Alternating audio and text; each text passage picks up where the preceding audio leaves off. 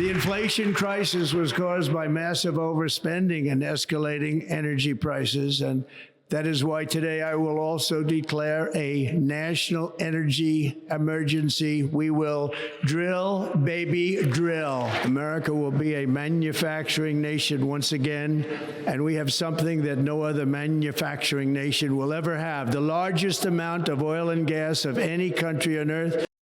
President Trump declaring a national emergency on energy and the move designed to increase production of fossil fuels. Mike Sommers is the president of the American Petroleum Institute. A few things happening here. One is what's the practical effect of this? Because you had the Biden team on their way out saying, what's everyone complaining about? We've never been producing more oil than we are today. Dana, American energy was on the ballot and American energy won. And President Trump just yesterday delivered on his promise to return us to energy dominance. These executive orders are exactly what the doctor ordered. We need more energy in this country to supply the needs of the American people, which are only growing. As we see new data centers being built out, we have to win the war on artificial intelligence. We're going to need more and more energy in this country. So what President Trump did yesterday is exactly what America needs right now. Okay, but what is the practical effect of that? And how do you respond to the Biden people who are like, why is everyone saying that we weren't drilling? Because they claim that they were. Well, what the Biden administration did was everywhere they could restrict energy development, they did. On federal lands and in federal waters, just a week ago, they took off 625 million acres offline for American energy development. Fortunately, President Trump just yesterday reversed that order. They tried to restrict development on our waters and in our lands. And what we're going to be able to do now is deliver on that promise of American energy dominance, thanks to these executive orders that were implemented yesterday. I know that the industry looks for certainty. Here's a little bit more from President Trump last night in the Oval Office.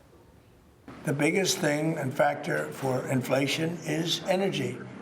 They screwed up my energy policy, and then they went back to it. You know, they heard it really badly, and then they went back to it, and they started drilling more, but by that time it was too late. We're going to make a lot of money from energy. We have more than anybody else. We're going to make a lot of money from energy. That's true, of course, for the federal coffers. Do you see some relief for consumers when it comes to new energy policies in the form of bringing down inflation and the cost of things like energy, of course, but also food? Energy is in everything. Oil and gas is in almost everything that you use every single day. From the makeup you use, to the clothes that you wear, to the microphones that are on our lapels. We are going to need a lot more energy and a lot more oil and gas far into the future. So opening up these resources, both onshore and off, and allowing the regulatory regime to be cut back as well, which is another key focus of these executive orders, is going to be key to our energy future.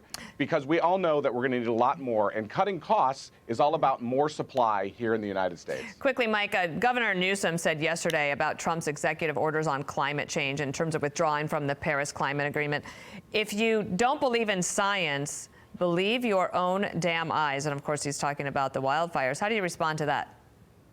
Well, the truth of the matter is that the United States leads the world in oil and gas production, but it also leads the world in emissions reduction. We can do both of these things. And the way that we've been able to cut back on our emissions is through new technology. We're going to be focused on cutting emissions regardless of what international treaties we're in or not in. That will be a key focus of the oil and gas industry. It's just good business anyway. All right. Thank you, Mike. I'm Steve Ducey. I'm Brian Kilmeade. And I'm Ainsley Earhart. And click here to subscribe to the Fox News YouTube page to catch our hottest interviews and most compelling analysis.